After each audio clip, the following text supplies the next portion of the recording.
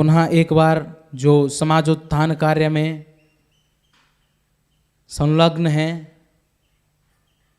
गणेशपुरी क्षेत्र के आगे गौराट नामक गांव में लर्निंग स्पेस फाउंडेशन नाम से जो संस्था चला रहे हैं श्री नितिन ओरियान जी, आप मूलतः मुंबई में आपका जन्म हुआ, शिक्षा प्राथमिक शिक्षा मुंबई में हुई। सन 2002 में आप गणेशपुरी प्रथम बार आए। तत्पश्चात 2005 में आपने अपनी संस्था की स्थापना की और ग्रामीण विकास, ग्रामीण शिक्षण जो आदिवासी क्षेत्र है उसमें जो वहाँ के जो बच्चे हैं उनको उनकी शिक्षा के लिए, तो शिक्षा जो है वो हमारा भविष्य निर्माण करती है, तो उसी में ग्रामीण विकास और ग्रामीण शिक्षण कार्य आप करा रहे हैं। तथा आचार्य श्री निर्मल जी की लेखनी से उद्धृत ये कुछ पंक्तियाँ वेद में, पुराण में, अन्य धार्मिक ग्रंथों में जो शेष रह गया या अन्य भाषाओं में समझाने के लिए मोरपंख, हाथ, कलम, स्याही, इसके माध्यम से जो भाव आते हैं उसे जो उनको व्यक्त करते हैं उन्हें कविदास कहते हैं। और कविदास के द्वारा की गई रचना या उसके द्वारा की गई सेवा को कविता या कहानी कहा जाता है। तो श्री नितिन ओरियान जी, आप लेखक भी हैं, आपकी कई पुस्तकें प्रकाशित भी हो चुकी हैं। तो अभी अति समय न लेता हुआ मैं आपको आमंत्रित करता हूं, आप आएँ और हमें प्रेरित करें।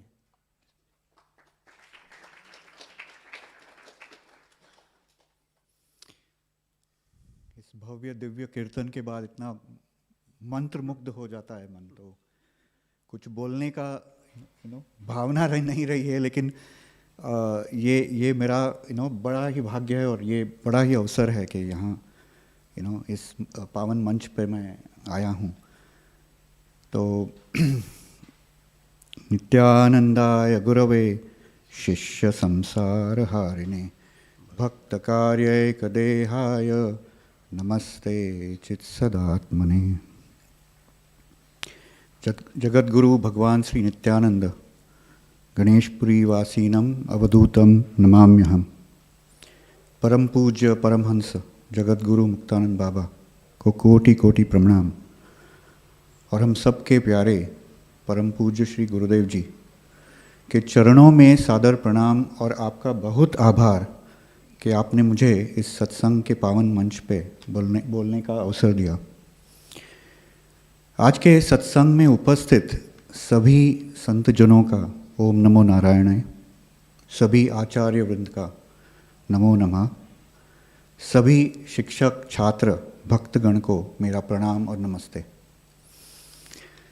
श्री गुरुदेव जी ने मुझे आमंत्रित किया है और अवसर दिया है कि मैं आप सभी को हमारे एजुकेशन सेवा जो गणेशपुरी और पड़ोसी गांवों में हो रही है उसकी संक्षिप्त में जानकारी प्रस्तुत करूं। श्री गुरुदेव जी, इस क्षण में मेरा मन उस भूतकाल के क्षण में पुनः जीवित कर रहा है, पुनः जीवित हो रहा है, जब मैं भगवान नित्यानंद के समाधि मंदिर में उनके दिव्य चरणों में रो पड़ा था, समर्पित हो गया था। हे भगवान, आप योग पूर्णम, प्रेम पूर्णम, ज्ञान पूर्णम हो, मुझे आपके शरण में लीजिए, कोई भी सेवा दे दीजिए। और उन्होंने मेरी विनती को सुन ली और मुझे बच्चों को पढ़ाने की सेवा प्राप्त हुई। आज 20 वर्षों के बाद यह वर्तमान का क्षण है। श्री गुरुदेव जी, आपका आशीर्वाद है, आपकी दिव्य दृष्टि है, आपका साथ है, आपका सानिध्य है। क्या भाग्य है मेरे।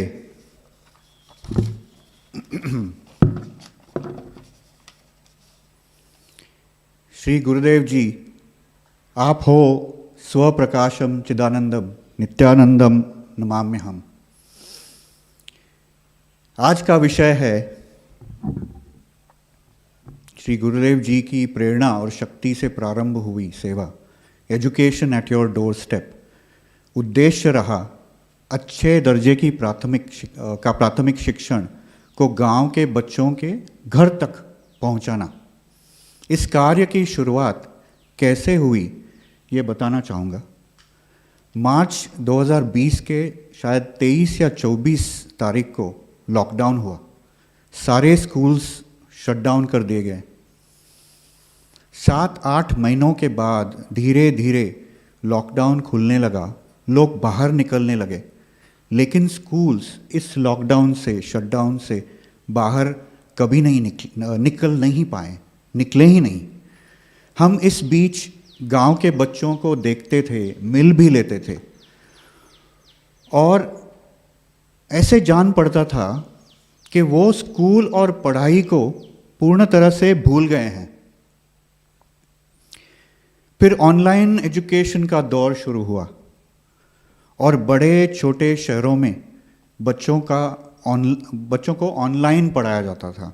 अब छोटे छोटे गांव में ऑनलाइन पढ़ाई का साधन ही नहीं है, तो ये ऑनलाइन शिक्षा उन तक पहुंच नहीं पाती थी। लंबे लॉकडाउन के कारण गांव के लोगों को बहुत कठिन परिस्थिति झेलनी पड़ी, गुजरना पड़ा उसके थ्रू। तो ये प्रश्न और समस्या हमारे मन में निरंतर चल रहा था कि हमें लगा कि इस समस्या को सुलझाने में हमारा कुछ दायित्व बनता है। फिर हम फरवरी 2021 पिछले वर्ष शांति मंदिर मगोद आश्रम आए थे हमारी पत्नी जानवी के साथ। पुनर्नवा के पंचकर्म ट्रीटमेंट ले रहे थे, और जैसे जैसे हमारा शुद्धिकरण होता गया, हमारे मन में एक दृढ़ निश्चय तैयार सा हुआ। जब गणेशपुरी वापस गए तो सोच लिया कि गांव के पूर्व प्राथमिक और प्राथमिक स्तर के बच्चों के लिए कुछ उपाय करना होगा। मैं आपको बताना चाहता हूं कि स्कूल बंद होने और पढ़ाई न करने के दुष्परिणाम छोटे बच्चों पर सबसे ज़्यादा अधिक पड़ता है।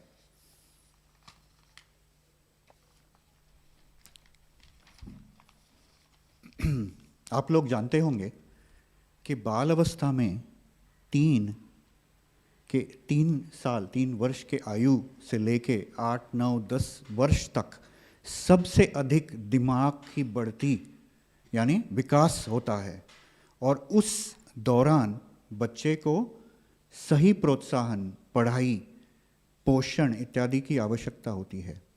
ये अगर ना दिया जाए उनको सही समय पर, तो उसका दुष्परिणाम बच्चे के पूरे जीवन पर हो सकता है। तो गणेशपुरी पहुंचते ही हमारे शिक्षकों के साथ खूब चर्चा की और डोर स्टेप एजुकेशन की संकल्पना और एक रूपरेखा लिख दी। लेकिन इस संकल्पना को प्रत्यक्ष लागू करने में चुनौतियां बहुत थी। जैसे इसमें रिस्क फैक्टर बहुत बड़ा है। लोग बोलने लगे कि स्कूल बंद हैं तो आप क्यों रिस्क उठा रहे हैं। सबके मन में डर था कि कोई बड़ा प्रॉब्लम आप नहीं खड़ा कर दें, और हमने ठान लिया था कि छोटे बच्चों को पढ़ाना ही है, पढ़ा के रहेंगे। पिछले साल मई जून का टाइम था 2021 में, और श्री गुरुदेव जी को मैंने बताया कि ये हमारी संकल्पना है और हम इसको गणेशपुरी और पड़ोसी गांव में करना चाहते हैं, आपका आशीर्वाद चाहिए।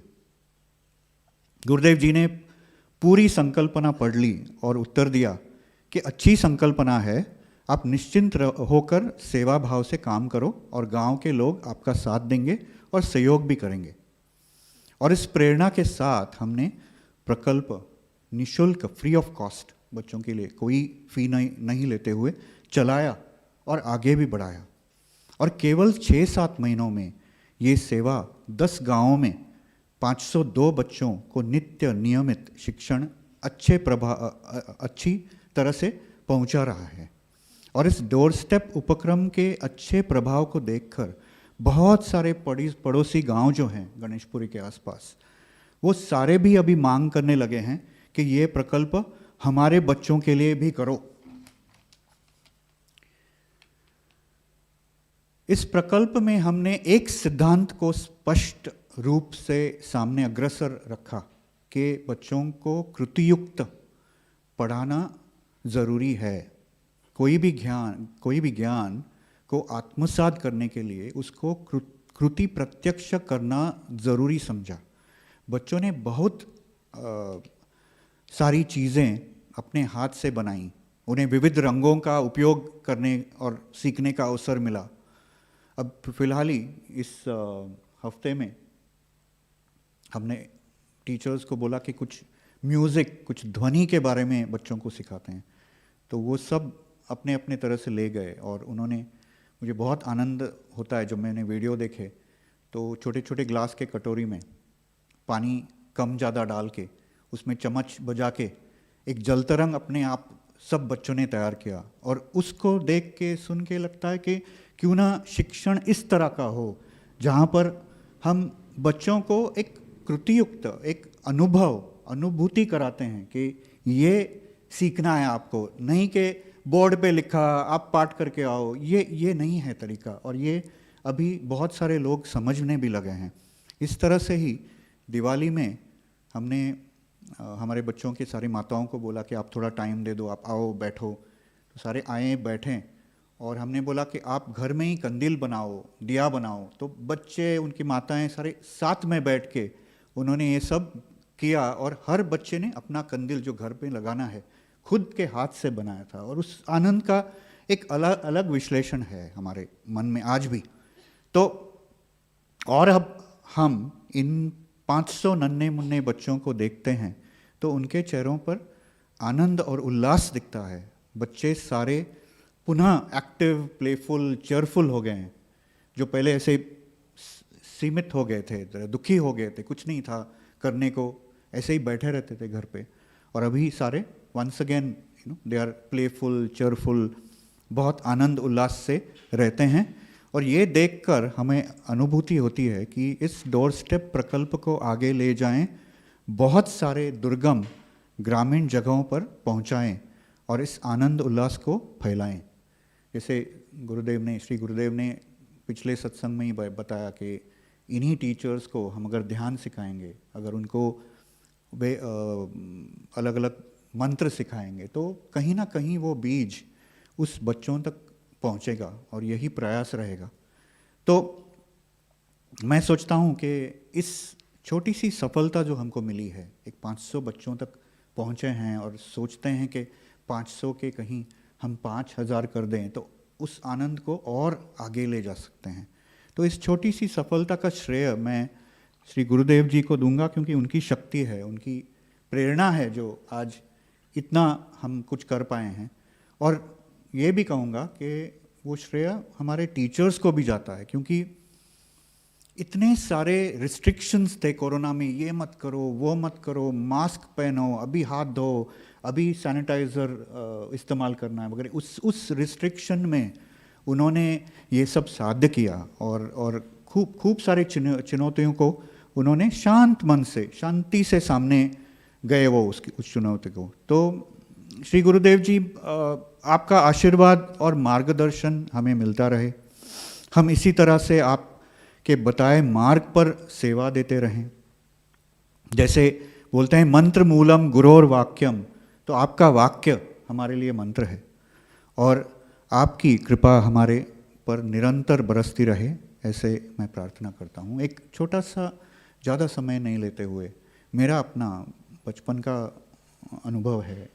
मैं मुंबई में बड़े से शहर में पला बड़ा, अच्छे से इंग्लिश मीडियम स्कूल में गया, इसलिए ये सब लिखना पड़ता है हिंदी में। उतने हिंदी का ये नहीं है, बिकॉज सब कुछ इंग्लिश में हो गया। और आपको लगता होगा कि अरे इंग्लिश मीडियम, इंग्लिश, लेकिन इंग्लिश पहले से पढ़ने से कुछ हमारी अपनी बातें जो हमारे बीज हैं उससे हम परे हो जाते हैं, उससे अलग हो जाते हैं, और फिर वो बहुत प्रयास से फिर लेना पड़ता है कि ये सब बातें हम कैसे इसको आत्मसात करें। तो मैं सोचता हूँ कि यहाँ के छात्र इतने भाग्यशाली हैं। मुझे याद है कि माता पिता हमारे, हम 3 बच्चों को लेके हमारे गोवा के मंगेशी देवस्थान, हमारा कुल देवस्थान है, वहाँ ले जाते थे हमें। और समर की छुट्टियों में, और वहाँ मैं शाम होते ही वो वेद पाठ चालू होते तो मैं बोलता था पापा मुझे इधर ही छोड़ के जाओ, मुझे नहीं आना है मुंबई, इधर ही छोड़ना मुझे। और वो हंसते थे, बोलते थे तुम्हें कैसे यहाँ छोड़ के जाऊँ, हाँ आपका तो घर वहाँ मुंबई में है ना। और यही हम शिराली मठ में भी काफ़ी समय जाते थे, हमारे शिराली मठ में, तो वहाँ भी वही अनुभूति होती थी कि मुझे यहीं छोड़ जाओ, मुझे नहीं जाना है मुंबई। तो मैं सोचता हूँ कि आप कितने भाग्यशाली हो सच में, और मैं चाहूँगा, गुरुदेव से प्रार्थना करूँगा कि मुझे और एक जन्म है तो यहाँ इस आश्रम में दे दो, सच में यहीं आना है मुझे। सॉरी मैं थोड़ा भावुक हो गया हूँ। और गुरुदेव श्री गुरुदेव जी को बहुत बहुत बहुत का आभारी हूँ कि उन्होंने सोचा कि इस प्रकल्प को हम आगे बढ़ाएं। मैं सोचता हूँ, कल ही विवेक जी से बात हुई तो मैं सोचता हूँ कि हमारे टीचर्स यहाँ मगोद आश्रम में आएँ, कुछ सीखें, कुछ शारदा प्रभा के जो अन्य कार्यक्रम हैं उसको देखें, और यहाँ भी हम उसी तरह का प्रयास करें। तो यह मनोकामना जो है, इसको श्री गुरुदेव जी का आशीर्वाद मिले और हमारी सेवा जारी रहे, मरते दम तक सेवा जारी रहे, सेवा करते करते ही हम छोड़ें इस दुनिया को, यह प्रार्थना है। सद्गुरुनाथ महाराज की जय।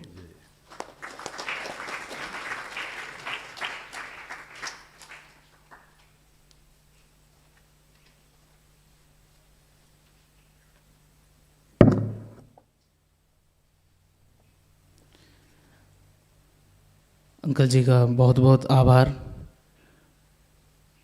नम्रभाषी, विनयशील, ये ज्ञानवान का एक गुण लक्षण होता है।